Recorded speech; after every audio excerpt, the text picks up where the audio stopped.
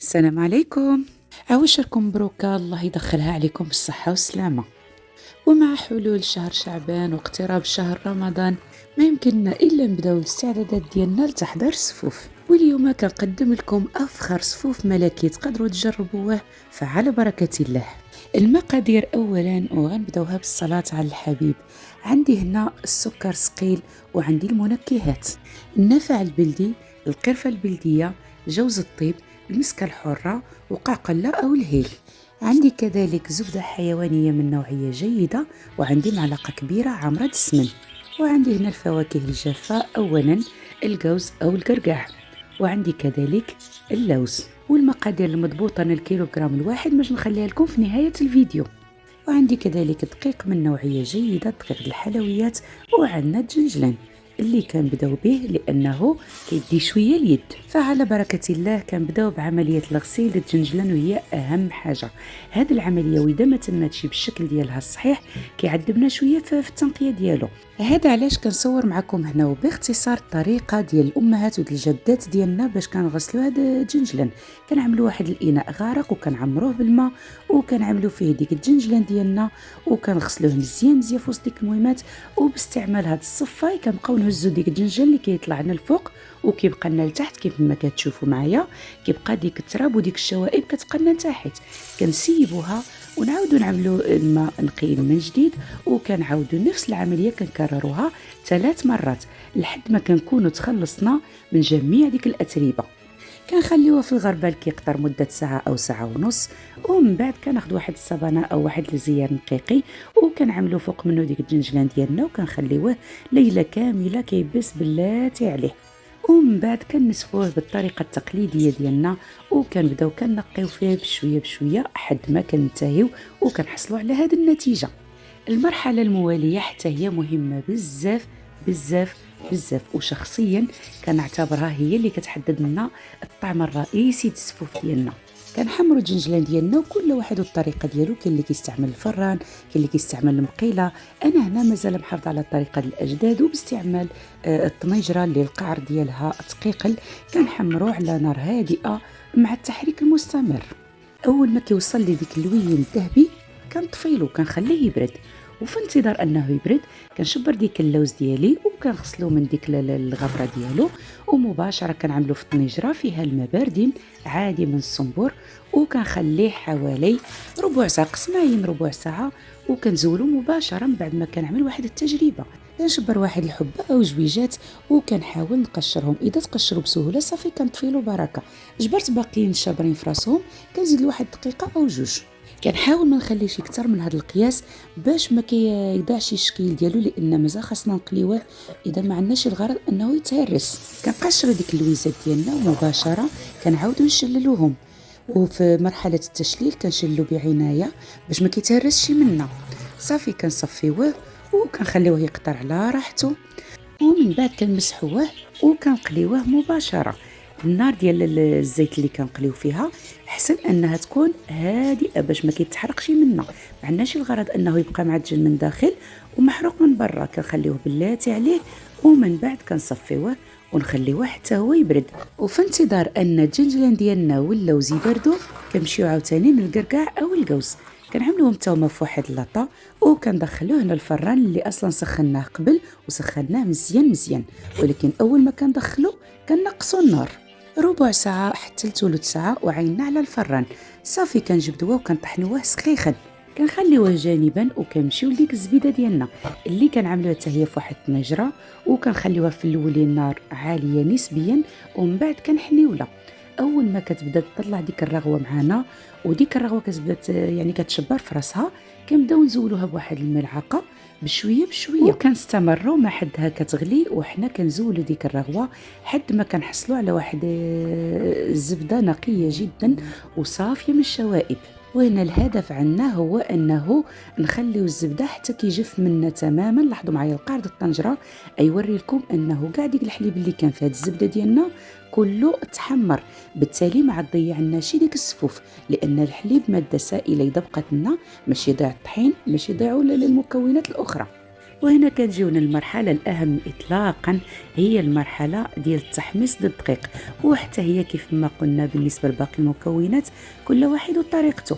وانا هنا بحال اللي قلت لكم كنفضل هذه الطريقه، الطنجره اللي القعر ديالها غليظ نسبيا، وكنقص ديك النار وكنقابل الطحين بالتحريك دابا وسع دابا وسع، ما خصنيش نغفل عليه. اذا غفلت دقيقه كيلصق، لان ما ننساوش ان فيه واحد الكميه من الرطوبه زائد واحد الكميه من النشا، يعني قابل للالتصاق، واذا التصق كيتحرق. اول ما كيوصل لي يتحمر ويتجانس اللون ديالو كنشبر نعمل هذه التجربه. كناخذ شويش من ديك الزيت اللي قليت فيها اللوز وكنعملها فوق واحد الكميه، معلقه الطحين مع معلقه الزيت، كنخلي واحد 5 دقائق. وهنا كنشوف اللون، اذا كان اللون اللي بغيت كنطفي النار، اذا كان باقي خاصو، لان كل واحد فينا كيفاش كيفضل الصفوف ديالو. كاين اللي كيفضل لونها مغلوق، كاين اللي مفتوح، كاين اللي نص نص. وهنا من بعد ما برد لي الطحين ديالي تماما كنشبرو وكنبدا نغربلو. وهاد العمليه ضروريه جدا جدا. علاش؟ احنا غادي نشوفوا. اول ما كنغربلو ديك الطحين ديالنا، لاحظوا معايا الغربال كيهبط الطحين اللي محمر او لا محمص، وكيبقاو هاد الكويرات او لي غرومو كنزولهم، لان ما محمرين شي حتى كنرجعوا لهم من بعد. ودابا كلشي ديالنا واجد، على بركه الله نرونو الصفوف. باش ناخذوا جوج الاواني كبارين، اللي وحده كنخلطوا فيها النواشف ووحده كنخلطوا فيها التخليطه الاولى، وهذه طريقه خاصه بيا وكنعتقد انها كتسهل عمليه الخلط ديال الصفوف اكثر من الطريقه التقليديه. كيف ما كتلاحظوا معايا، على العكس من الطريقه التقليديه اللي كنبداو بالنواشف، هنا انا كنبدا بالسوائل. في الاناء ديالي عملت الزيت والزبده والفواكه الجافه. الفواكه الجافه نصها مطحون ونصها حبوب، باستثناء القرقاع اللي كنطحنو مكمول. وفي رايي هاد الطريقه اسهل بكثير لما كنخلطوا جميع الاشياء السائله مع الفواكه الجافه، كتجينا سهله وخفيفه حتى على اليد. سهل بزاف من اننا نبداو بالطحين هو الاولي، عاد نضيفوا له بقيه المكونات كيف ما كنا كنعملوا يعني في السابق مع الجدات ومع الامهات ديالنا. صافي كنضيف المنكهات، وهنا كنبدا بالمسكه الحره اللي كنعمل لها فتيوته من ديك الطحين اللي حمرناه، وكندقها به باش ما كتلصق لي شي. ممكن ندقوها حتى بسنيده، ولكن كتبقى فتيوته ديك الحبيبات، الشيء اللي هو غير مستحب في الصفوف ديالنا.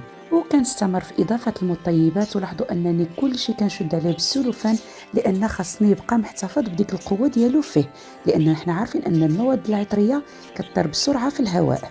اذا ضفت جوز الطيب والنافع والقرفه المطحونه وقاقله وفتيوته الملح باش كنعوض بها السكر. صافي وكنبدا نخلط في المكونات ديالي باستعمال ملعقه او سباتول.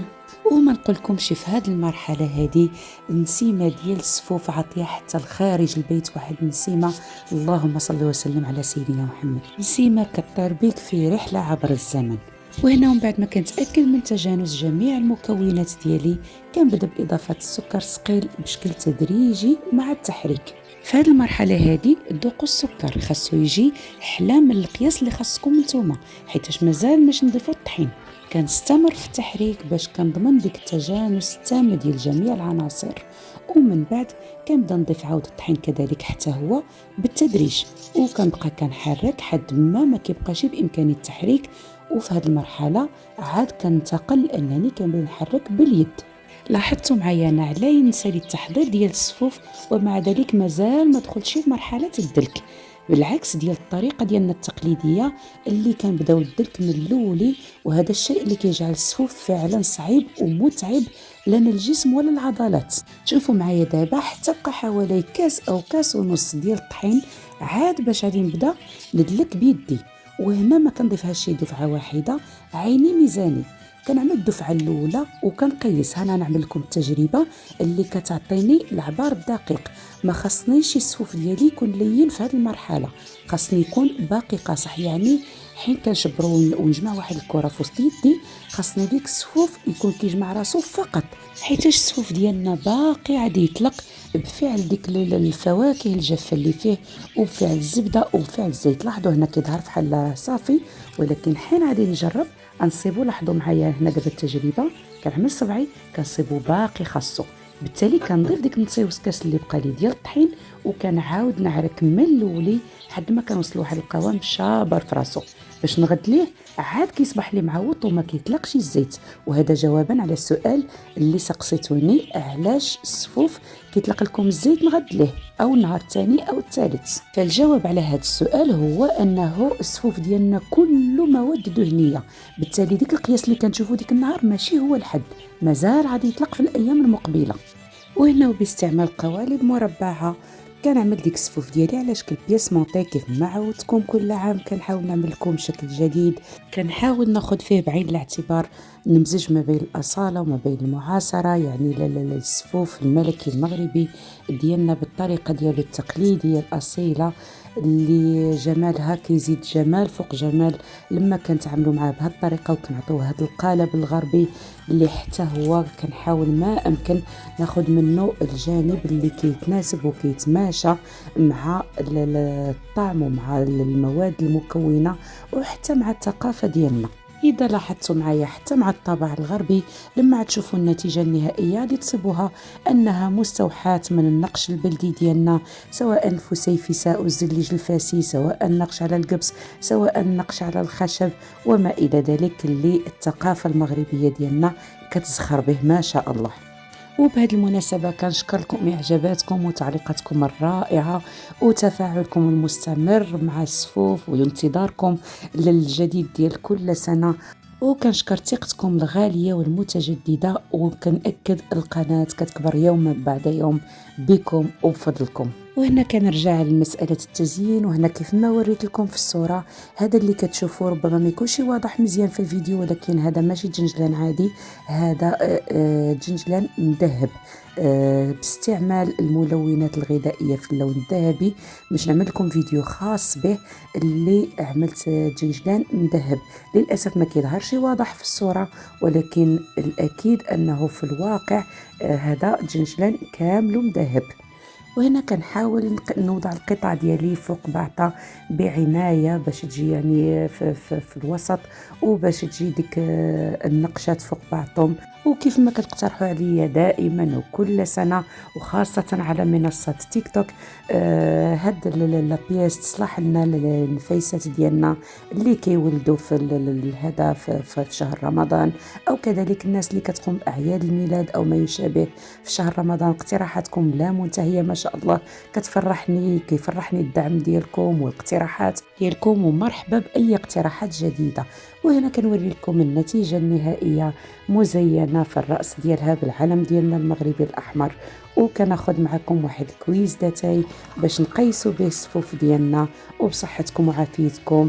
كنتمنى ما نكونش طولت عليكم الفيديو اليوم، ولكن الهدف هو انه خصني نوصل لكم جميع التفاصيل الدقيقة، وكاملين بكم تحضروا الصفوف ديالكم وتفرحوا بها وتفرحوا بها وليداتكم. ما بقى لي الا نقول لكم رمضان كريم، ودائما صلوا على الحبيب.